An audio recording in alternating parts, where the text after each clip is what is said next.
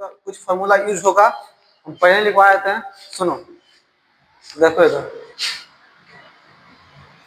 देखो यदि log m into N लिखा हो, इसका जोड़ घटाव अलग के चलता है। जब log m इंटू एन लिखा हो तो इसको तोड़े को तो log m plus log n होता है, इसका जोड़ घटाव अलग चलता है। जब log mn लिखा हो तो तोड़ेंगे तो log m plus log n होता है। अगर मान लो ऐसे लिखा हो log 6 लिखा हुआ, और इसको हम 2 गुणे 3 लिख सकते हैं 6 को, तो इसको तोड़ेंगे, अगर जरूरत पड़े, अगर तोड़ना पड़े हमको तो ऐसे भी लिख सकते हैं इसको, ठीक ना। दोनों का मतलब सेम है, जितना वैल्यू इसका आएगा उतना वैल्यू इसका आएगा। कैलकुलेटर निकालो, मोबाइल है, मोबाइल ही हो, निकालो कैलकुलेटर।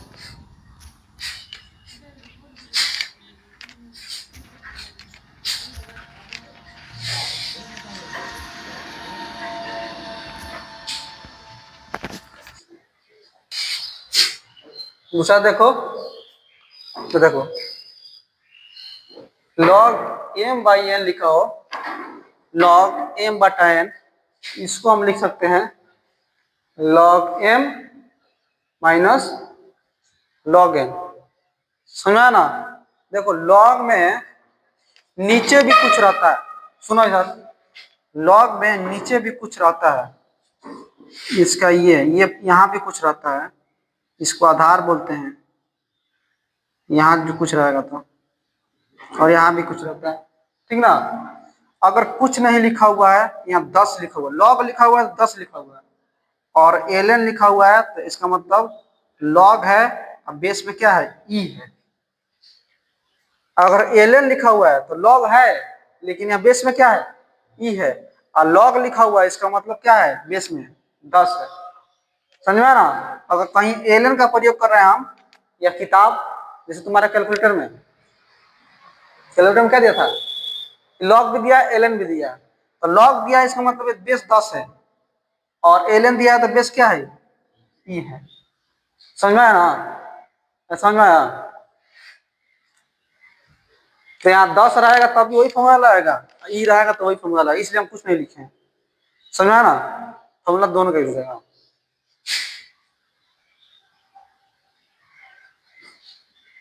अब देखो, अगर ऐसे लिखा हो log m बटा में n है, सॉरी पावर में n है, यहाँ कुछ होगा, ये नहीं लिखे हम, यहाँ इस m है, m के पावर n है, तो n को हम नीचे ला देते हैं और लिख देते हैं log m। समझा। जैसे log 8 का मान तुमको निकालना है, log 8 का मान निकालना है, और तुमको log 2 का मान याद है, और निकालना है log 8 का मान, तो क्या करेंगे, log 2 के पावर 3 लिख देंगे 8 को, ठीक है। अब 3 को बाहर लाएंगे, 3 और log 2 हो जाएगा, और log 2 का तुमको मान मालूम है, लिखना। log 2 का मान निकालो तो कितना आ रहा है, देखो थोड़ा, log 2 का मान निकालो तो करेंगे, तो देखो log 2 का मान क्या आया था, 0.001, और e का मान होता है 2.71। अब सुनो इधर देखो, फिर एक फॉर्मूला होता है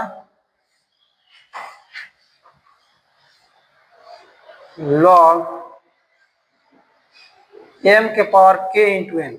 इस बार पावर इसमें है, उस बार पावर इसमें था, इसका यूज बहुत कम होता है, ना के बराबर, नहीं याद करोगे तब भी काम चल जाएगा। ये पावर, ये इसको जब बाहर लाएंगे तो 1 बटा k हो जाएगा, और log mn हो जाएगा। इसमें पावर था तो ये डायरेक्ट इन बाहर आया, और जब यहाँ पावर आएगा तो बटा के साथ आएगा बाहर, 1 बटा k हो जाएगा। समझ में आया ना।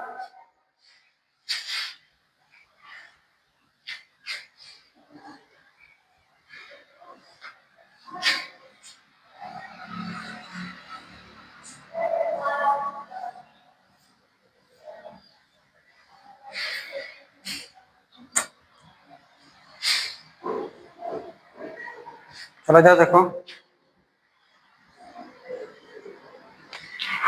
इधर देखो, ध्यान देखना, अगर log 1 का मान तुमको निकालना है तो log 1 का मान हमेशा 0 आता है। log 1 का मान क्या आएगा? 0। यहाँ कुछ भी रहे, ई रहेगा तब भी 0, 10 रहेगा तब भी 0, 20 रहेगा तो तब भी 0। अगर log 1 लिखा हुआ है तो वैल्यू क्या हो जाएगा? सुनो, यदि log, ये देखना, log और बेस 10 और यहाँ भी 10, तो वैल्यू क्या हो जाएगा? 1। क्या हो जाएगा? 1। अगर दोनों वैल्यू नीचे ऊपर सेम रहे तो क्या हो जाएगा? 1। अगर ऐसे लिखे log 20 और यहाँ भी लिख दे 20 तो वैल्यू क्या हो जाएगा? 1। ऐसे लिखे ई और यहाँ भी लिए ई तो वैल्यू क्या हो जाएगा? 1। log 30 वैल्यू क्या हो जाएगा? 1। समझा ना? इसको लिखो, बगल में ये भी लिख लेना।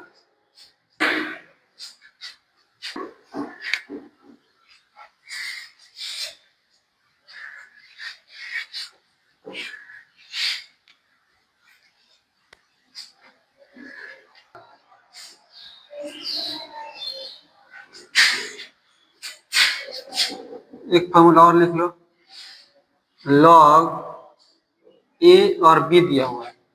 देखो इधर log, इस बार ये बेस क्या दिया हुआ है? a दिया हुआ है और ये b दिया हुआ है। जब इसको बट्टा में करना चाहेंगे, इसको बट्टा में लिखना चाहते हैं तो ये log लिखाएगा और ये वाला उठ के यहाँ आएगा और ये वाला उठ के यहाँ चला जाएगा। समझा ना? अरे इसको बट्टा में लिखने का तरीका, ये यहाँ आएगा और ये यहाँ जाएगा। समझा? और एक और लिख लो, यदि a के power k into log m है, ये फॉर्मूला इंटीग्रेशन में बहुत यूज होगा, इसलिए ये फॉर्मूला को बहुत ध्यान से देखना है।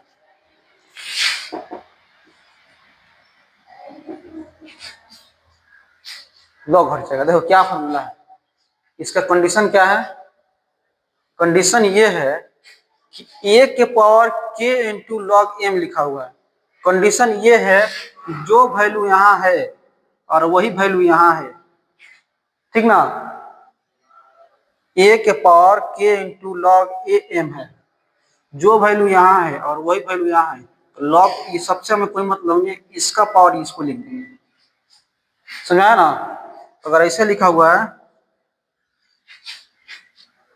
e के power k into log m, ये नहीं लिखाएगा क्योंकि ये वाला अलग चीज है, ये वाला अलग चीज है। ये फॉर्मूला यूज तभी होगा जब यहाँ भी e रहेगा। तो क्या करेंगे? m के पावर k लिख देंगे डायरेक्ट। समझा ना? समझ में आया? समझा ना? इसमें तुमको ये नहीं याद करोगे तो काम चल जाएगा, ये नहीं याद करोगे तो काम चल जाएगा, बाकी सबको याद करना होगा। देखो, लेकिन ये करना चाहते तो कर लोगे, सही रहेगा, ये नहीं करोगे तो भी काम चल जाएगा। एक बीपीएससी में क्वेश्चन पूछा था,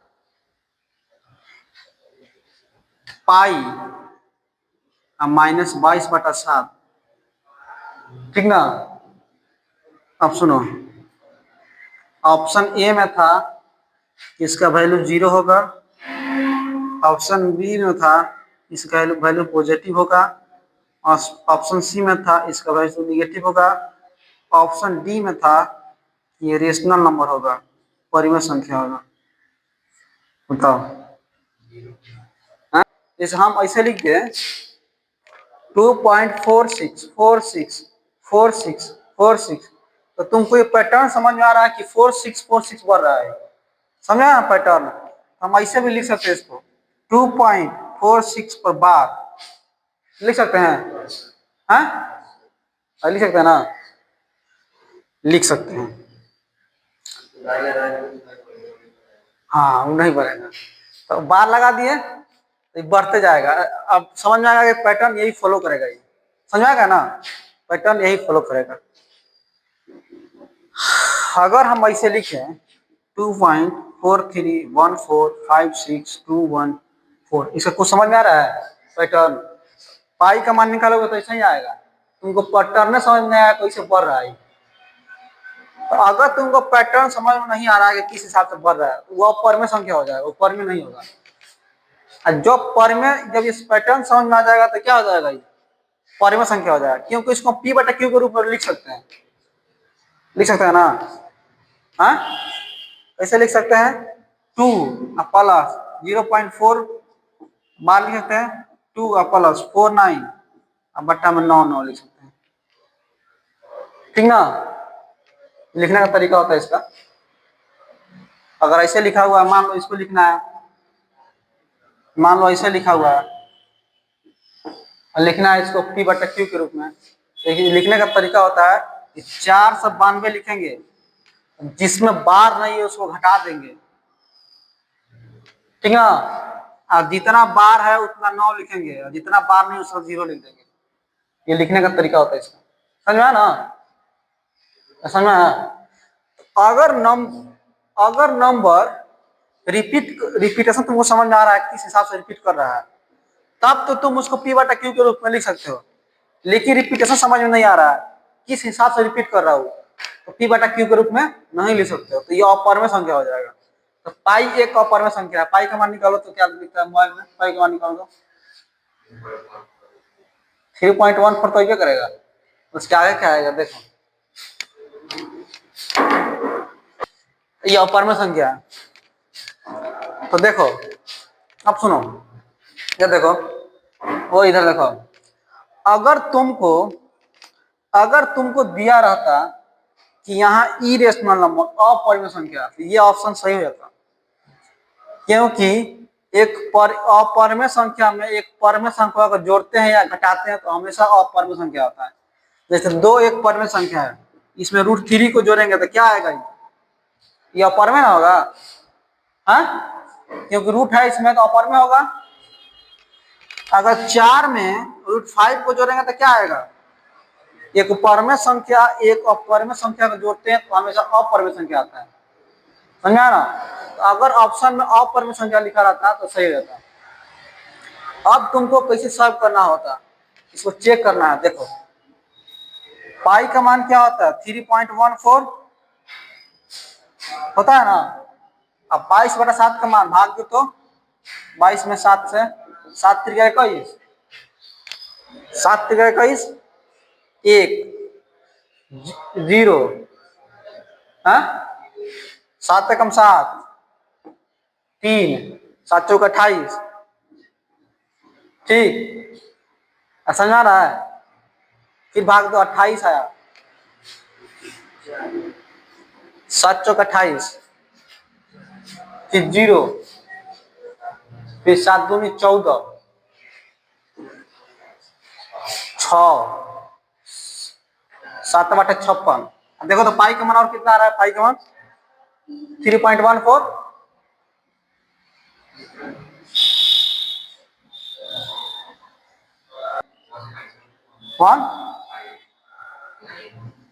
देखो अब बस हो गया। इसका वैल्यू आया है 3.142 और इसका वैल्यू आया 3.141। ये छोटा है और ये बड़ा है, तो घटाएंगे तो निगेटिव वैल्यू आएगा, समझा ना। तो जिसको 2 3 नंबर तक याद रहेगा वही क्वेश्चन को बना पाया होगा, जिसको 3 नंबर तक वैल्यू याद होगा ना वही क्वेश्चन को बना पाया होगा, और आधा लगा तुम 0 लगा क्या होगा।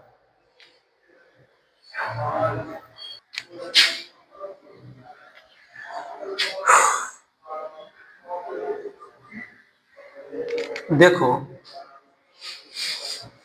dx/dt लिखा हुआ, ये मान लो है डिस्प्लेसमेंट यानी विस्थापन। ये क्या है, विस्थापन। विस्थापन पढ़ा हो ना, दूरी और विस्थापन में क्या अंतर होता है। देखो हम यहाँ से यहाँ तक गए, यहाँ से यहाँ तक ये दूरी है, समझा ना। यहाँ से चलना स्टार्ट किया, हम पूछे तुम कितना दूरी चले, तुम पूरा काउंट करके बताओगे कितना दूरी चले हम पूछे कि तुम कितना विस्थापन में गए, विस्थापन बताओ, तो यहाँ से यहाँ तक जितना छोटा से छोटा डिस्टेंस मिलाओगे वो होगा विस्थापन, समझा ना। देखो डिफरेंशिएशन का मतलब क्या होता है, इसको बोलते हैं rate of change of time. Rate of change of X with respect to time, यानी एक्स का चेंज टाइम के रेस्पेक्ट में हो रहा है, यानी तुम्हारा पोजीशन टाइम के साथ बदल रहा है। मान लो हम यहाँ हैं, टाइम के साथ हम यहाँ, टाइम भी बढ़ा और हम यहाँ भी आ गए, टाइम भी बढ़ा और हम यहाँ आ गए, वहां से यहाँ है, टाइम भी बढ़ा। मान लो 1 सेकंड लगा हमको यहाँ से यहाँ आने में, अगर 1 सेकंड में यहाँ से यहाँ तक आया है तो इसका मतलब मेरा पोजीशन बदला यहाँ से यहाँ तक, इसका मतलब वेलोसिटी हुआ होगा तभी पोजीशन बदला है, कुछ वेलोसिटी किया होगा तब ना पोजीशन बदला है। तो वही चीज डिफरेंशिएशन पढ़ाया जाता है कि अगर पोजीशन बदल रहा है तुम्हारा टाइम के समय, टाइम के साथ अगर तुम्हारा पोजीशन बदल रहा है, टाइम भी बदल रहा है फिर पोजीशन भी बदल रहा है, इसका मतलब तुम्हारा वेलोसिटी है। वेलोसिटी का फॉर्मूला होता है, अगर समय के साथ तुम्हारा पोजीशन बदला उसी को वेलोसिटी कहते हैं। समझ में आया? अगर इसी को हम लिखें ऐसे, समय के साथ तुम्हारा वेग बदल रहा है, यानी हम मोटरसाइकिल स्टार्ट किए और चले, अभी हमारा स्पीड है 30, कुछ दूर बाद गए तो हमारा स्पीड हो गया 40, फिर 50, बढ़ गया स्पीड। तो अगर समय के साथ स्पीड बदल रहा है, इसका कारण है कि तुम्हारे पास एक्सेलरेशन है, तुम एक्सेलरेट कर रहे हो उसको, तभी बदल रहा है। समझा ना? अगर वेलोसिटी तुम्हारा बदल रहा है तो तुम्हारे पास एक्सेलरेशन है, त्वरण है तुम्हारे पास। अगर तुम्हारा वेलोसिटी नहीं बदल रहा है, तुम 40 की स्पीड से यहाँ तक सीमांत तक गया, तो तुम्हारा त्वरण कितना था? 0। त्वरण कितना था? 0, क्योंकि स्पीड, तुम्हारा स्पीड क्या था? 40 का, यहाँ से स्टार्ट किया वहां तक 40 के स्पीड से गए और तुम्हारा त्वरण क्या था? 0। अगर त्वरण होता तो समय के साथ तुम्हारा स्पीड बदलता, वही होता है त्वरण, एक्सेलरेशन। जब एक्सेलरेटर रहता तब ना स्पीड बढ़ता है। अगर तुम्हारे पास त्वरण है तो तुम्हारा स्पीड बढ़ेगा, अगर निगेटिव त्वरण है तो स्पीड तुम्हारा क्या होगा? घटेगा। अगर त्वरण तुम्हारे पास मौजूद है तो हमेशा स्पीड में बदलाव आते रहेगा, अगर स्पीड में बदलाव नहीं आ रहा है तो इसका मतलब तुम्हारे पास त्वरण नहीं है, तुम एक्सेलरेट नहीं कर रहे हो। समझा ना? इसी को बोलते हैं एक्सेलरेशन। चलो, तो हम तुमको यही समझाना चाह रहे थे, इसका यूज क्या है। अगर समय के साथ तुम्हारा पोजीशन बदल रहा है तो क्या कहलाएगा? वेलोसिटी। अगर समय के साथ तुम्हारा वेलोसिटी बदल रहा है तो क्या कहलाएगा? एक्सेलरेशन, त्वरण। अगर समय के साथ, लिखो इसको, लिखो तो इसको लिखो।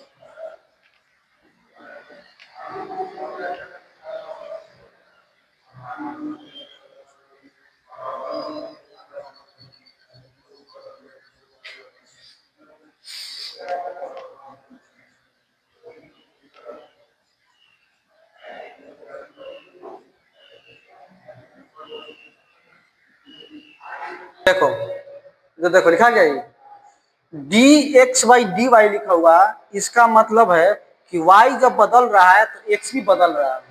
वही लिखे हैं dy/dx का मतलब यह है कि y के सापेक्ष में x का बदलना, यदि y को चेंज करेंगे तो x भी बदल जाएगा। वही यहाँ भी लिखवाए थे, जैसे टाइम बदलेंगे पोजीशन भी बदल जाएगा, तो वेलोसिटी कहलाएगा।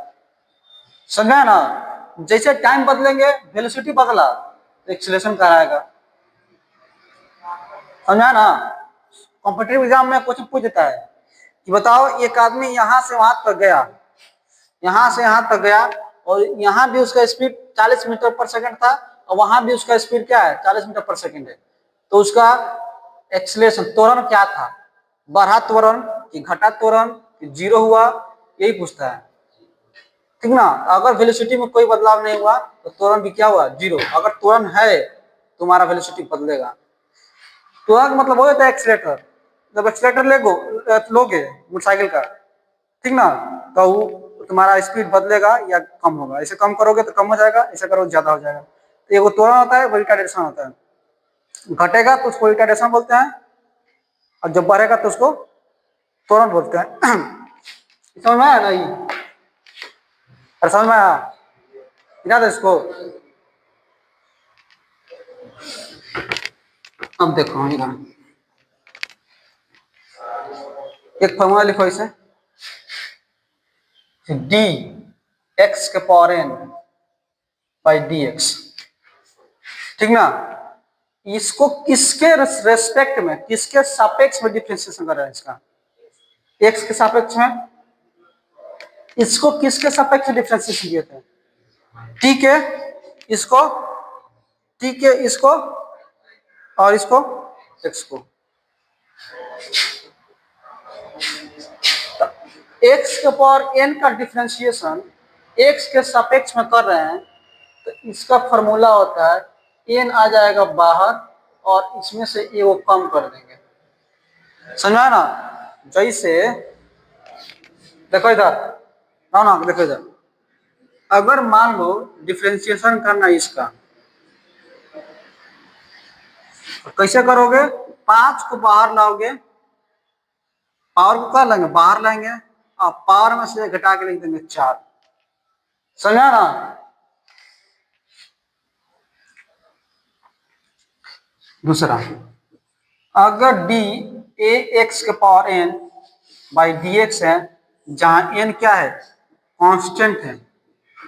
कांस्टेंट मतलब 2 4 6 8 10 15 20, एक्स वाई नहीं रहेगा, क्या रहेगा, नंबर के रूप में जो बदलता नहीं है, उसी को बोलते हैं कांस्टेंट।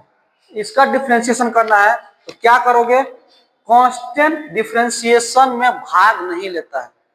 कांस्टेंट क्या होता है, डिफरेंशिएशन में भाग नहीं लेता, उसको डिफरेंशिएशन से कोई मतलब नहीं है, तो तुरंत आएगा बाहर, ठीक ना। तो बचेगा ये, तो इसका डिफरेंशिएशन तुमको आता है, एन को बाहर इसमें से घटा देंगे। अगर कांस्टेंट गुणा में है तो डिफरेंशिएशन में वो भाग नहीं लेगा, वो तुरंत बाहर आएगा। समझा ना? उसको डिफरेंशिएशन में कोई लेना देना नहीं है। जैसे यहाँ ए था, ए को तुरंत बाहर निकाल दिया और इसका डिफरेंशिएशन ऐसे हो गया। लिखो इसको, जहां लिखोगे वहां लिख लेना ऊपर डिफरेंशिएशन फार्मूला। डिफरेंशिएशन फार्मूला ज्यादा फार्मूला नहीं है, क्वेश्चन ज्यादा आएगा इससे। सुनो 3 नंबर, अगर ये ऐसे लिखा हुआ है, इसका डिफरेंशिएशन करना है इसका, तो अगर इसका तुम डिफरेंशिएशन करना चाहते हो, तो अगर एक्स को ऊपर ले जाएंगे तो -1 हो जाएगा। इधर देखो, एक्स को ऊपर ले जाएंगे तो क्या होगा, -1, और ये -1 बाहर आएगा और इसमें से घटेगा तो क्या बचेगा, -2। समझ में आया? इस तरह लिखा हुआ है, अगर एक्स को ऊपर ले जाएंगे तो क्या होगा, -1। अब इसका डिफरेंस तुमको करना है, तो -1 को बाहर निकालो और इसमें से घटाओ तो -2 हो गया ना। और इसको हम लिख सकते हैं -1, और जब इसको नीचे लाएंगे तो x² हो जाएगा ना। समझ आया तुमको? क्योंकि जैसे बट्टा से ऊपर ले जाएंगे तो पावर में माइनस लग जाएगा, नीचे लाएंगे तो फिर माइनस लगेगा, तो इसका मतलब बदल जाएगा वो। इसको ऊपर ले गए थे तो माइनस लगा, अब इसका डिफरेंशिएशन -1 को बाहर और इसमें से घटाए तो -2, -1 को ही रखे और इसको नीचे लाएंगे तो माइनस हट जाएगा, तो ये आ जाएगा। समझा ना? हाँ, तुम ये सबको नहीं याद रखोगे तो तुम सॉल्व कर लोगे ये, लेकिन इसको तुमको हर हाल में याद रखना है। समझा ना? चलो 4 नंबर लिखो, देखो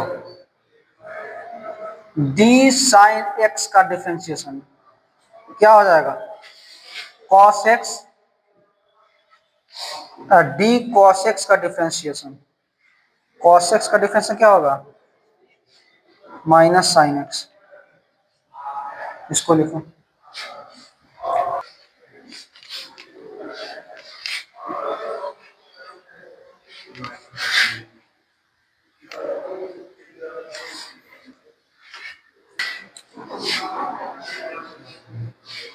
डी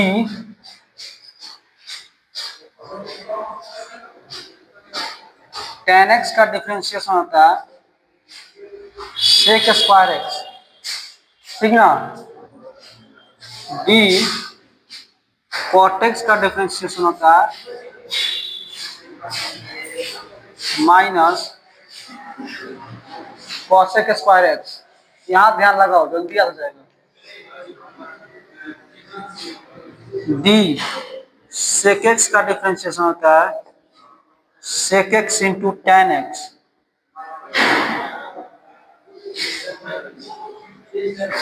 और डी cosec x का डिफरेंशिएशन होता है minus cosec x into cot x। लिखो इसको, दो को और लिखो, बाकी कल लिखाएंगे, ठीक ना। दो और बाकी कल लिखा देंगे। e के पावर x को डिफरेंशिएट करते हैं तो वही होता है, इसमें कोई बदलाव नहीं होता है, ठीक ना। e के पावर x का डिफरेंशिएशन वही होता है, और a के पावर x का डिफरेंशिएशन a के पावर x इंटू लॉग ए। कल इसमें कुछ क्वेश्चन कराएंगे, उसके बाद आगे लिखवाएंगे। आज के लिए इतना ही।